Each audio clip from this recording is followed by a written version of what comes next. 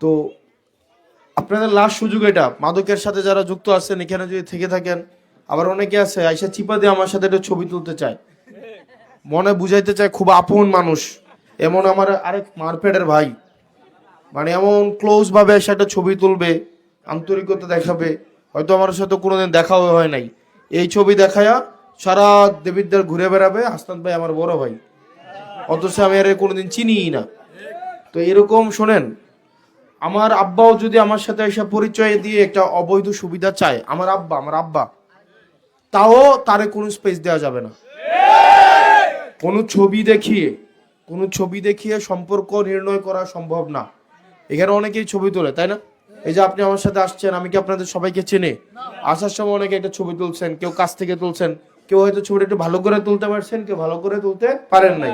আপনি দেখবেন এই কারণে ছবি তোলার সময় একটু মন খারাপ করে রাখি, কারণ আমি চিনি না কোন চিপায় পরে থাকবো, পরে পরে দেখা যাবো আপনি কোন জায়গায় কোন অকাম করে বেড়াইছেন, আমার সাথে এই ছবিটা দিয়ে গোল করে দিবে, হাসনাত ভাইয়ের একনিষ্ঠ কর্মী সাদাবাজি করতে গিয়ে ধরা খাইছে, অথচ আর আমি চিনিই না। এই কারণে দেখবেন আমি ছবি তোলার সময় একটু মুখটা বাঁকা করে রাখি, অন্যদিকে তাকাই থাকি, অন্য ইয়া করি, যেন বোঝা যায় যে এর সাথে আমি ইন্টেনশনালি তুলি নাই। এই কাজটা আমি করি। যাকে আমি চিনি না তার দায়িত্ব আমি কেন নেব বলেন? তার দায়িত্ব নেওয়ার দরকার আছে কে?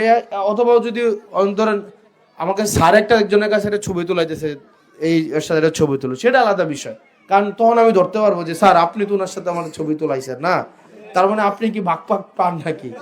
এখন এখন শুনেন, সোশ্যাল মিডিয়ার যুগ, এই ছবি দিয়ে এগুলা নির্ণয় করা যাবে না।